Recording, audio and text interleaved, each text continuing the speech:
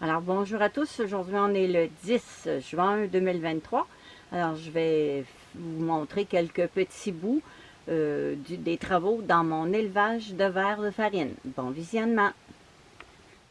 Tout d'abord, en premier, bien, je viens voir mes ténébrions pour pas qu'ils manquent de nourriture. Alors c'est ceux qui se sont développés avec les nymphes. J'avais mis un morceau de coton humide dans un petit contenant avec les nymphes. Alors on voit vraiment que tous les ténébrions se sont bien développés avec l'humidité qu'il y avait sur le coton. Avant, je prenais des sopalins, des essuie-tout, mais avec un coton comme ça, bien, ça fait très bien, ça garde beaucoup l'humidité. Et puis, les ténébrions, ils aiment beaucoup ça, s'agripper. Alors là, il n'y avait pas de nourriture. Ça fait au moins 4-5 jours que je ne suis pas venue dans mon élevage. Alors, ils vont avoir besoin de nourriture. Puis c'est pas mal les derniers ténébrions que je garde parce que je vais arrêter mon élevage à la fin d'août, septembre, là, dès qu'il va commencer à faire un peu plus froid. Je vais arrêter complètement. Alors, je vais rendre tous mes vers à terme pour avoir des gros vers pour les faire congeler, pour nourrir les oiseaux durant l'hiver. Alors, on s'assure sur le linge qu'il ne reste pas de ténébrions. Alors, il y en avait beaucoup.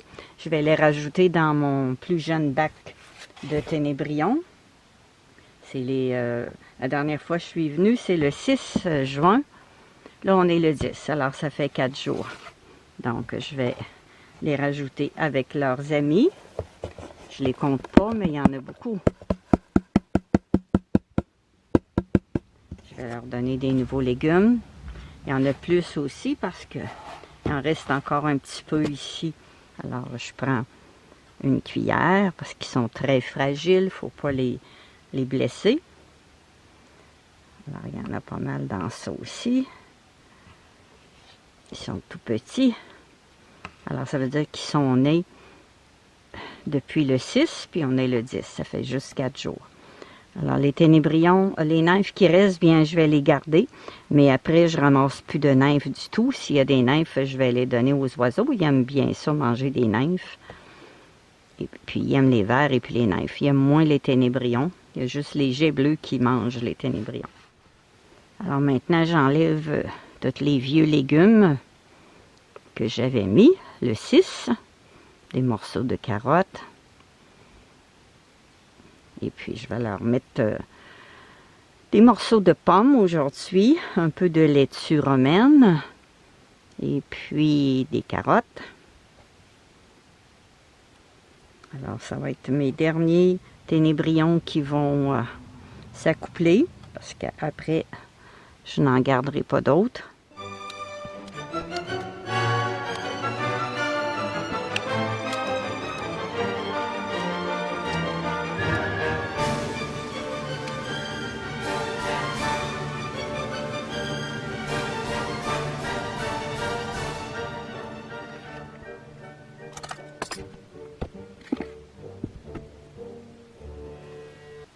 Et quand on donne des carottes en rondelles, eh bien, ça arrive souvent qu'ils mangent le centre de la carotte et puis ils laissent le contour.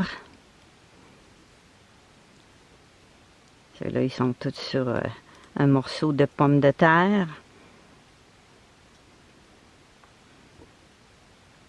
Moi, les pommes de terre, j'aime moins ça parce que je trouve que ça moisit rapidement. Et puis, je trouve que les ténébrions en raffolent pas tellement. Je préfère des carottes, de la laitue, les concombres, naturellement, les betteraves. Bon, alors eux autres, ils sont dans le son de blé depuis le 2 juin, puis on est le 10. Alors, ils ont sûrement commencé à s'accoupler. Je vais attendre encore au moins 15 jours avant de changer le son. Alors, je vais leur donner la balance de ma laitue romaine.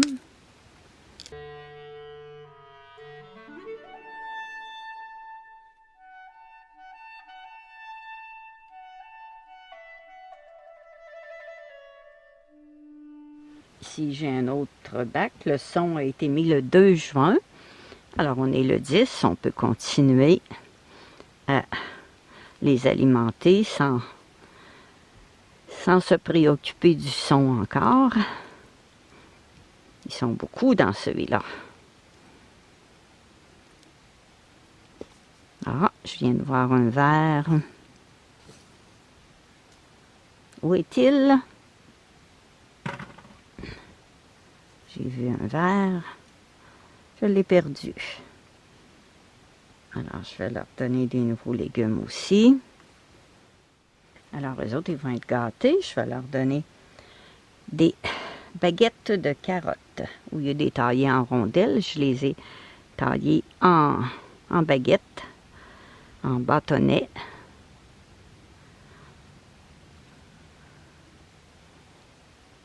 Et voilà. Et celui-là, le son est du 25 mai. 25 mai, puis on est le 10. Alors, ça fait 10 jours dans le mois de juin. 5 jours, ça fait 15 jours. Fait que je vais attendre encore une semaine. Ce sont des ténébrions qui sont nés entre le 26 mars et le 2 avril. Alors, ils sont très productifs. Fait que d'ici la prochaine fois que je vais revenir, 4-5 jours, je vais récupérer le son, qui va être une nouvelle pouponnière. Et puis, on va ajouter le bac avec les pouponnières. Là, eux autres, je vais leur donner des pommes, des belles tranches de pommes. Alors, mes chéris, des beaux quartiers de pommes. Des pommes rouges du Québec. Et voilà. Alors, ce bac-là, c'est un bac que les bébés ils sont nés entre le 22 janvier et le 7 février. Alors, je n'avais pas encore beaucoup changé le son. Puis, on voit qu'il y a une petite poudre. Alors, ça, c'est le guano, les excréments. Là, je viens d'enlever 3 nymphes. Alors, ce que je fais, eh bien, j'installe, padang, j'installe un gros bac dans lequel j'ai installé un plateau, un grand plateau en métal. Ensuite, j'ai ma passoire pour récupérer le guano, qui est de 30 mailles. C'est du moustiquaire que j'ai acheté sur Amazon. Et puis, j'ai ma passoire à 25 mailles. Alors, je mets tout mon son dans ça, et puis je vais récupérer le guano.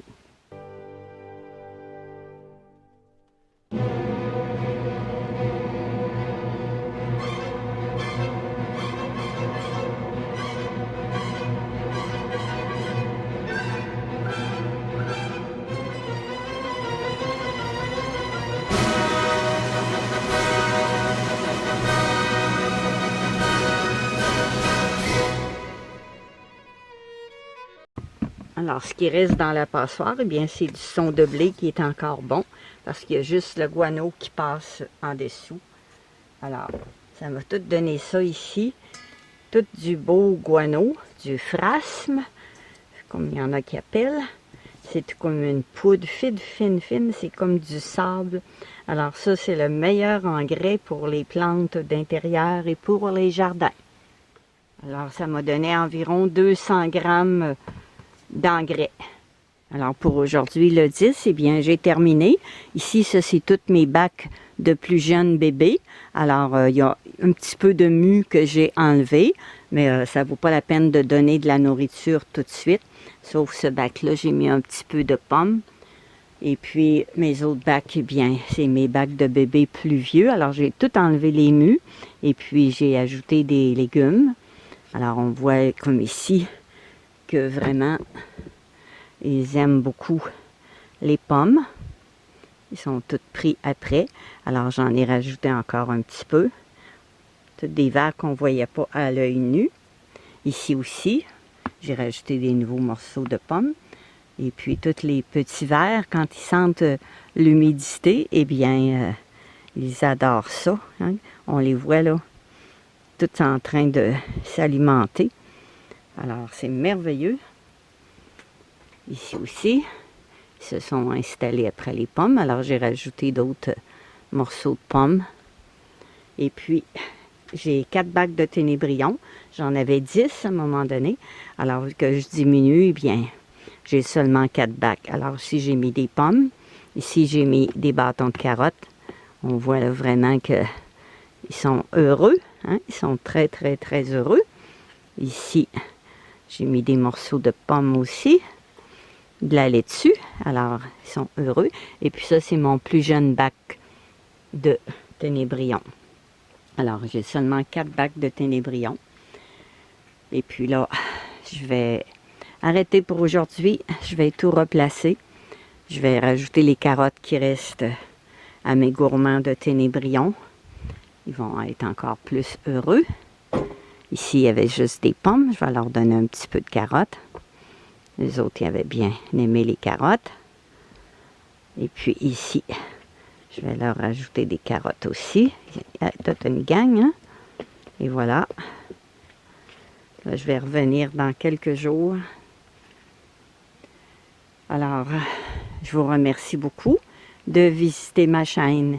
Il y a plus de 2800 montages vidéo. Puis, si vous voulez fabriquer des mangeoires pour les oiseaux, eh bien, il y a plus de 600 tutoriels. Vous allez voir dans les playlists, vous choisissez la playlist que vous désirez. Alors voilà, c'est tout pour aujourd'hui, pour mon élevage de vers de farine. J'espère que vous avez aimé ma vidéo. Merci pour votre petit pouce en l'air et prenez soin de vous.